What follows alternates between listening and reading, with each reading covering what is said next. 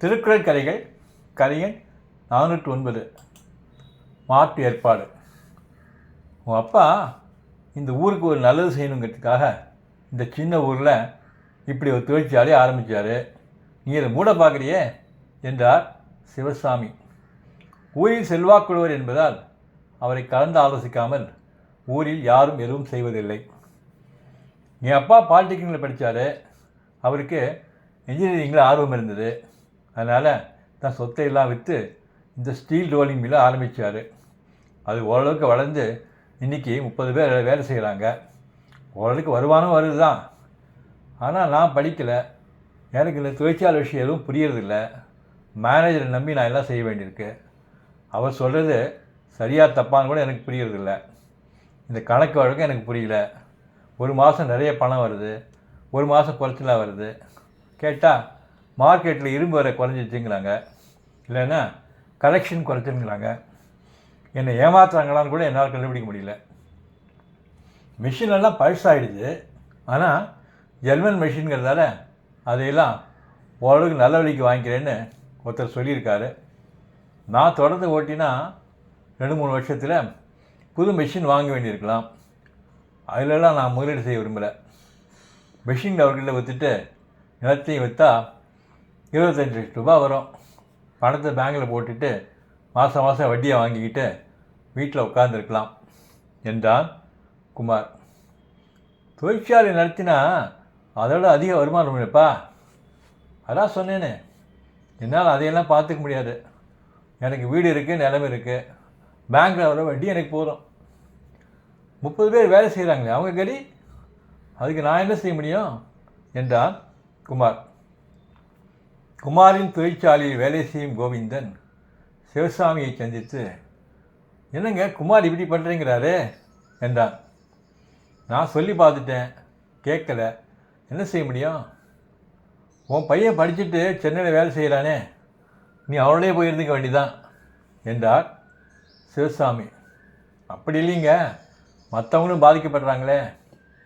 சரி, என் பையனுக்கு ஃபோன் பண்ணி அவன் யோசனையை கேட்குறேன்.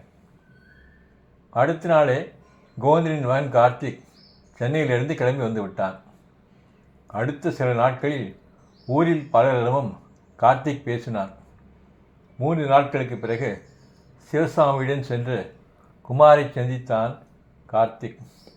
குமார், நீ உன் மெஷின்களையும் தொழிற்சாலை நிலத்தையும் யார்கிட்டையும் விற்க வேண்டாம். 25 லட்சம் ரூபா கொடுத்து இவனே உன் தொழிற்சாலையை வாங்கிப்பான். 1 மாதம் அவகாசம் மட்டும் கொடு என்றார் சிவசாமி. எப்படி, உங்கள்கிட்ட அவ்வளோ பணம் இருக்கானே என்றான் குமார் கார்த்திக்கிடம் வியப்புடன். எங்கிட்ட இல்லை, ஆனால் நான் ஏற்பாடு செஞ்சுருக்கேன். இந்த தொழிற்சாலையை நடத்த ஒரு கூட்டுறவு சங்கம் ஆரம்பிக்க போகிறோம். இந்த ஊரில் இருக்கிற 1000 குடும்பங்களும் ஆளுக்கு 1000 ரூபா முதல் போடுவாங்க. அதில் 10 லட்சம் ரூபா வரும். அது தவிர இந்த தொழிற்சாலையில் வேலை செய்கிற 30 பேரும் ஆளுக்கு 10,000 ரூபா போடுவாங்க. அவங்கள சில பேர்கிட்ட பணம் இல்லாட்டாலும் கடனோ ஏதோ வாங்கி முதலீடு செய்ய ஒத்துட்ருக்காங்க. ஏன்னா அது அங்கே வாக்கிய பிரச்சனை ஆச்சு.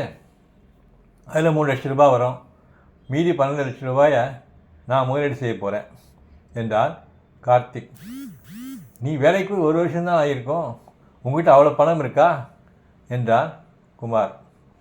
இல்லை தான், ஆனால் நான் ஒரு நல்ல வேலை இருக்கிறதால பேங்க்கில் எனக்கு 10 லட்ச ரூபா பர்சனல் லோன் கொடுப்பாங்க.